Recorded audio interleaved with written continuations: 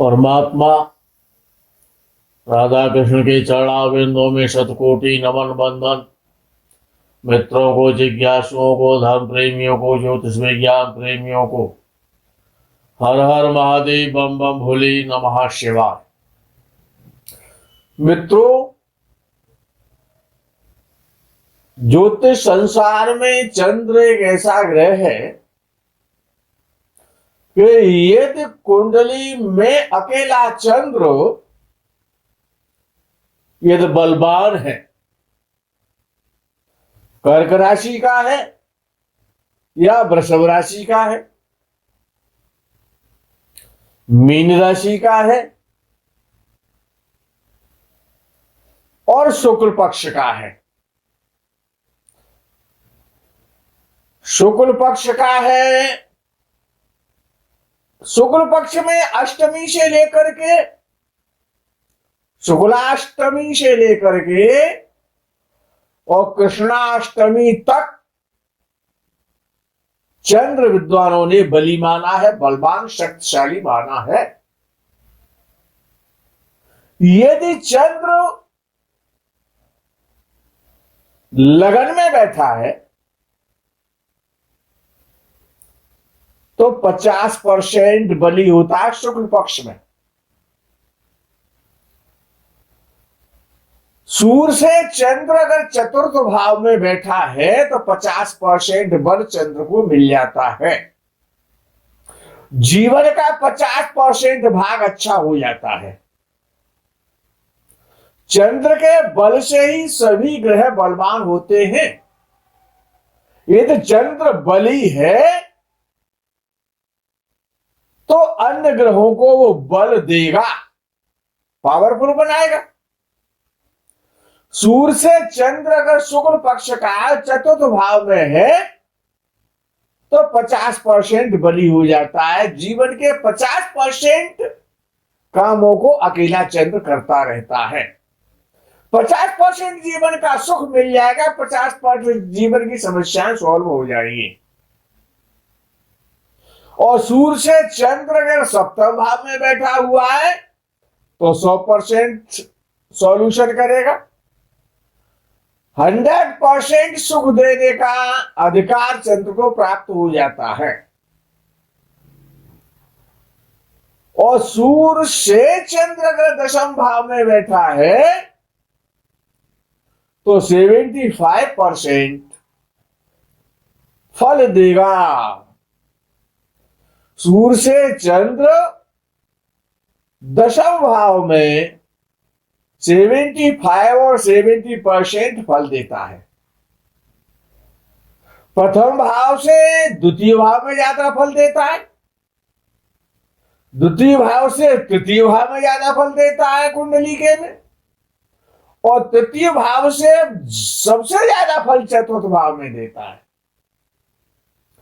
और चतुर्थ भाव से कम पंचम भाव में देता है, पंचम भाव से कम षष्ठ भाव में देता है, और सप्तम भाव में बहुत अच्छा परिणाम देता है चंद्र। अष्टम भाव में और कमजोर हो जाता है, नवम भाव में और कमजोर हो जाता है, दसम भाव में चंद्र सबसे अधिक कमजोर हो जाता है। ये तो रात्रि का जन्म है और चंद्र के दशम भाव में बैठा हुआ है और शुक्र पक्ष का है तो पूर्ण बली माना जाएगा। चंद्र यदि शुक्ल पक्ष का है और वृषभ राशि का है, द्वितीय भाव में बैठा या पंचम भाव में बैठा है या चतुर्थ भाव में बैठा है या 11वें भाव में बैठा है तो महान राजयोग बनाता है अकेला चंद्र। जैसे कि सूर्य यदि एकादश भाव में बैठा हुआ है तो 100% राजयोग बनाएगा। जैसे कि चंद्र के चतुर्थ भाव में कर्क राशि का या वृषभ राशि का बैठा हुआ है तो राजयोग निश्चित कर दिया। तीसरे भाव में शुक्ल पक्ष का चंद्र बैठा, रात्रि का जन्म है, वृषभ राशि का या कर्क राशि का चंद्र है तो राजयोग बनाएगा। जैसे कि 11वें भाव में अगर किसी का सूर्य बैठा हुआ है, एकादश भाव में यदि किसी का सूर्य बैठा हुआ है, तो जब सूर्य की महत्ता जब आएगी, जब उस पर जब जब जीवन में सूर्य की महत्ता और अंतर्दशा आएगी, तब तब वैभव लाएगी, राजयोग पैदा करेगी। लग्न कुंडली के 11वें भाव में सूर्य शक्तिशाली बनाता है, धनवान बनाता है, संतान कब देता है? योगी के समान जीवन देता है, बहुत स्वाभिमानी और संस्कारवान बनाता है, थोड़ा सा लालच तो पैदा कर देता है, परंतु राजा के समान हैसियत वाला बनाता है, राज वैभव देता है, सम्मान देता है और धार्मिक भी बनाता है। ऐसा जातक बड़ा शौकीन मिजाज राजसी स्वभाव का होता है और मनमोहक नेत्रों वाला होता है। जब एकादश भाव में बैठे हुए जब सूर्य की महत्ता जब चलती है, या गोचर से भी यदि सूर्य एकादश भाव में जिसका पहुंचता है, तो 1 महीने तो वरदान उसे मिल जाता है। लगन से जाए या राशि से जाए, एकादश भाव में जब सूर्य पहुंचता है तो 1 महीने जबरदस्त परिणाम देता है, राज की कृपा प्राप्त कराता है, सम्मान दिलवाता है, धन दिलवाता है, राजा जैसे व्यक्तियों से, धनवान लोगों से, श्रीमान लोगों से और उसके संबंध निश्चित कराता है। एकादश भाव में जब सूर्य बैठा होता है या एकादश भाव में सूर्य जब गोचर से जाता है या एकादश भाव में बैठे हुए सूर्य की अंतर्दशा आ जाती है, तो राजा की कृपा से, मंत्री की कृपा से, राज कर्मचारियों की कृपा से बहुत धन मिलता है और जातक यशस्वी होता है।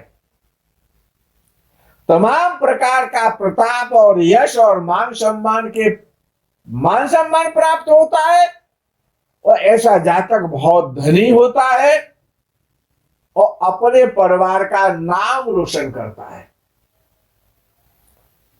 जैसे कि सूर्य को वरदान है एकादश भाव में, दशम भाव में, तीसरे भाव में, तीसरे भाव में, दसम भाव में और सबसे ज्यादा उत्तमोत्तम फल देता है एकादश भाव में। यदि दसम भाव में व्यवस्थित एक सूर्य है या राशि से दसम भाव में जा रहा है, जैसे कि सूर्य मकर राशि में 14 जनवरी से देगा जाएगा, तो मेष राशि वालों के लिए वरदान है 2 महीने, मकर राशि में और कुंभ राशि में 2 महीने मेष राशि वाले जातकों का भाग्योदय होगा, जीवन में चमत्कार होगा, सम्मान मिलेगा, धन मिलेगा, कीर्ति मिलेगी, मान सम्मान बढ़ेगा, लोगों से मेल मिलाप बढ़ेगा, यश मिलेगा और प्रशासनिक व्यक्तियों से, राज कर्मचारियों से और संबंध भी बनेंगे। यदि एकादश या दसम भाव में या तीसरे भाव में यदि सूर्य बैठा हुआ है, चाहे वो चंद्र राशि से बैठा हुआ है, चाहे वो लगन से बैठा हुआ है या गोचर में जा रहा है, तो सरकार से, राज कर्मचारियों से बार बार सम्मान प्राप्त होता है और दशम भाव का सूर्य उच्च पद दिलाता है। यदि सूर्य सिंह राशि या मेष राशि का हो और दशम भाव में हो तो व्यक्ति को मंत्री बना देता है, उत्तम स्वास्थ्य देता है, राज समाज में सम्मान प्राप्त कराएगा जब उसकी दशा चलेगी। लेकिन जातक को स्वभाव से कुछ वहमी बना देता है, डाउटफुल बना देता है, डाउट क्रिएट करता है। दशम भाव का सूर्य थोड़ा पिता के लिए अच्छा नहीं होता है।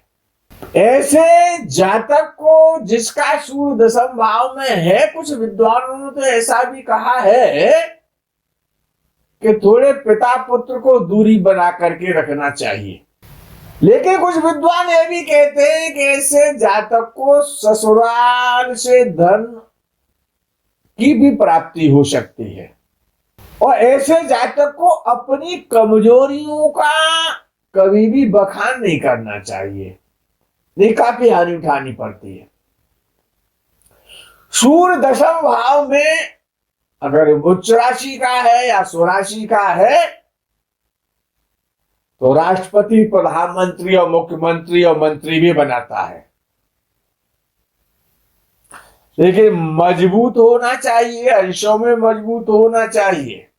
वृश्चिक राशि का सूर्य दशम भाव में चिकित्सा क्षेत्र में सफलता दिलाता है जब उसकी दशा महादशा अंतर्दशा आती है। तो एकादश भाव का सूर्य तो बहुत अच्छा होता है यदि किसी का सूर्य तीसरे भाव में बैठा हुआ है, और तीसरे भाव में उपस्थित सूर्य की दशा अंतर्दशा या महादशा आ जाती है, या लग्न से या राशि से सूर्य तीसरे भाव में चला जाता है, तो जातक अदम्य साहस भरे काम करने लगता है, उसका सम्मान बढ़ता है, उसकी कीर्ति बढ़ती है, उसमें वीरत्व प्राप्त होता है, पुरुषत्व आ जाता है। ऐसे जातकों का हमेशा आत्मबल बढ़ता है जब सूर्य तीसरे भाव में गोचर से जाता है या उसकी अंतर्दशा आती है। तीसरे भाव में उपस्थित सूर्य की अंतर्दशा, सरकार से सम्मान प्राप्त होता है और सरकारी नौकरी का योग पक्का हो जाता है। ऐसा जातक जुझारू होता है, संघर्षशील होता है और धनी होता है, और कर्तव्यनिष्ठ होता है, काम करने में उसकी रुचि होती है। रिश्तेदारों से, भाइयों से खुशी नहीं मिलती है। तीसरे भाव में सूर्य की इतनी कमजोरी है कि रिश्तेदारों से और भाइयों से, सगे संबंधियों से जातक को सम्मान नहीं मिलता है। ऐसे जातक के जो प्राय जो बड़े भाई होते हैं या तो बड़े भाई होते नहीं है, या बड़े भाई होते हैं तो उनसे सुख नहीं मिलता है। ऐसे जातक का जो भाग्य है वो सेल्फ मेड होता है, अपने भाग्य का निर्माता। जिसका सूर्य तीसरे भाव में है और उसकी महादशा जब आ जाती है तो जातक अपने भाग्य का स्वयं निर्माण करता है, अर्थात अपने बाहुबल से, अपने भुजाबल से, और संसार में यशस्वी होता है और अपने कार्यों को करता है। मित्रों, सातवें भाव में चंद्र हो और शुक्ल पक्ष का चंद्र हो, कर्क लग्न हो, सातवें भाव में चंद्र हो, तो व्यक्ति बड़ा आकर्षक व्यक्तित्व का धनी होता है। ऐसा जातक कामी तो होता है, पत्नी भक्त भी होता है, लेकिन उसकी पत्नी बहुत सुंदर होती है। सातवां चंद्र पतिव्रता पत्नी दिलवाता है, और ऐसी स्त्री यानी उस जातक की जो पत्नी है वो पतिव्रता तो होती है, अपने पति के लिए सब कुछ करने को तैयार होती है, अपने पति को ही ईश्वर मानती है। ऐसे जातक को दाम्पत्य का सुख इतना होने पर भी पूर्ण रूप से प्राप्त नहीं होता है। जातक धन के लिए हमेशा जैसे मछली तड़फड़ाती रहती है बिना पानी के,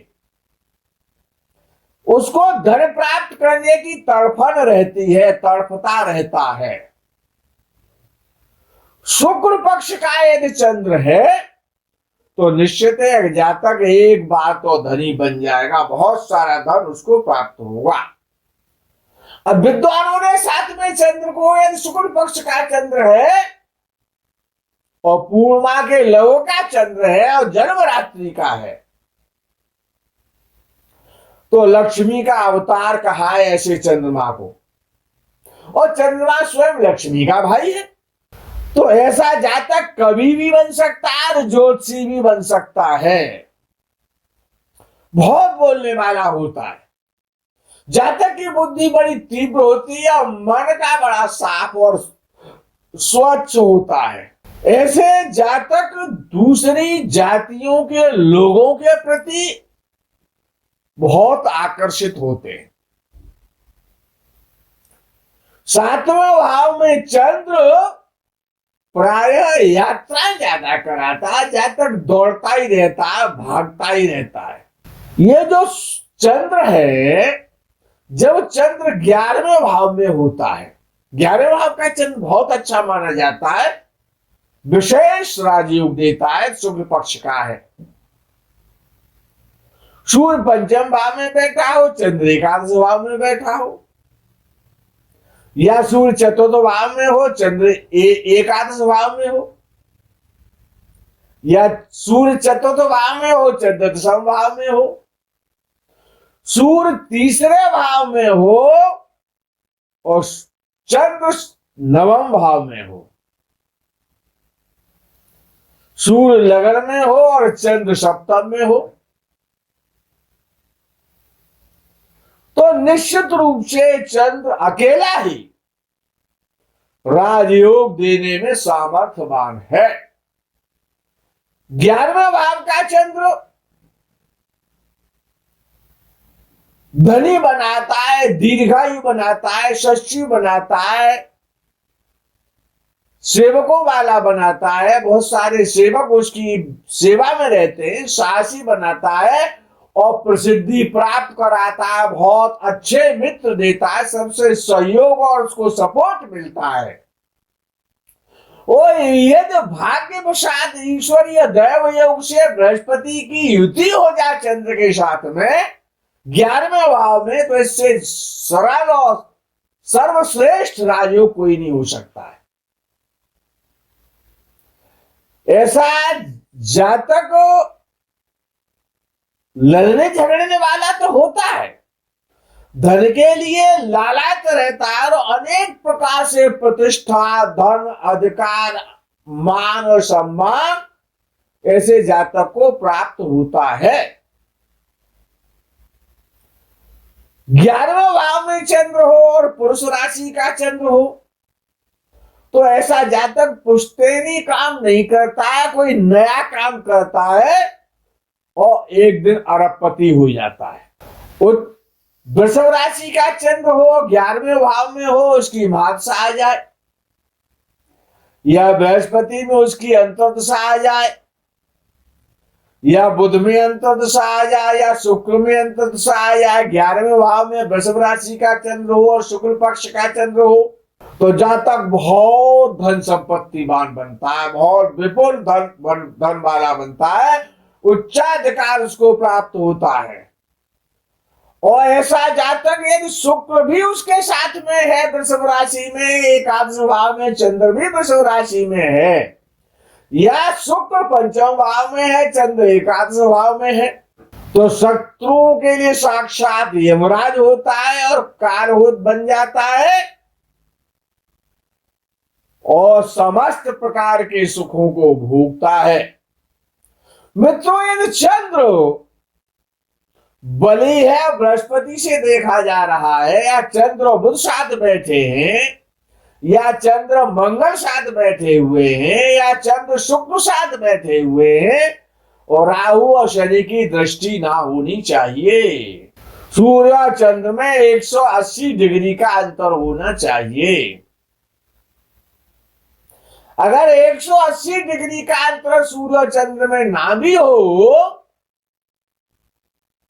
तो कम से कम 120 डिग्री का तो अंतर बना रहे, उतना ही चंद्र बलि हो जाएगा। एकादश भाव का चंद्र वृषभ राशि का हो या कर्क राशि का हो, तो अपनी भाषा में श्रेष्ठ राजयोग देता है। अकेला चंद्र के चंद्र के दोनों तरफ कोई ग्रह ना हो, चंद्र से सातवें में कोई ग्रह ना हो, तो ऐसा चंद्र दरिद्रता भी देता है, दरिद्री बना देता है, धनहीन बना देता है। परिवार में और घर में हमेशा लक्ष्मी का वास बना रहे, लक्ष्मी स्थायी रूप से स्थित रहे, सबसे अच्छा उपाय है। लक्ष्मी की परेशानी ना हो, लक्ष्मी आपके जीवन में स्थायी रूप से आपके घर में मौजूद बनी रहे, लक्ष्मी की कृपा से आपके सारे काम होते रहे, आप यशस्वी बने रहे, आप धनी हो, आप सुखी हो, आप निरोग हो, आप दीर्घायु हो, उसके लिए सबसे श्रेष्ठ और सुंदर उपाय है कि सूर्योदय से पहले निद्रा का त्याग कर देना चाहिए। और देसी गाय के घी का दीपक और एक तिल के तेल का दीपक नित्य घर में प्रातः काल सूर्योदय से पहले जला देना चाहिए। और शाम को सूर्यास्त के समय, जिस समय संध्या काल होता है, दिन और रात्रि का मिलन होता है, उसमें भी तिल का दीप और देसी गाय के घी का दीप अवश्य जलाना चाहिए। इससे लक्ष्मी का स्थायित्व होता है, लक्ष्मी स्थिर हो जाती है। आप जो भी लक्ष्मी लाएंगे वो व्यर्थ में नष्ट नहीं होगी, आपका मान बढ़ेगा, आपका वैभव बढ़ेगा। सूर्योदय से पहले जगना, तिल के तेल का और घी का दीप जलाना, और सूर्यास्त के समय तिल के तेल का दीप और घी का दीप जिसकी यहाँ भी सुबह और शाम, सूर्यास्त के बाद और सूर्योदय से पहले जलता है, उसके यहां निश्चित रूप से स्थिर लक्ष्मी का निवास होता है। ऐसा जातक किसी के आगे हाथ नहीं फैलाता है, दूसरों को देने वाला रहता है, दूसरों से लेने की कभी भी स्थिति पैदा नहीं होती है। मित्रों, आज के प्रकरण में बस यही विराम करते हैं, विश्राम करते हैं। आगे के प्रकरण का आपको इंतजार रहेगा। तब तक के लिए हर हर महादेव, बम बम भोले, नमः शिवाय, जय गौ माता की।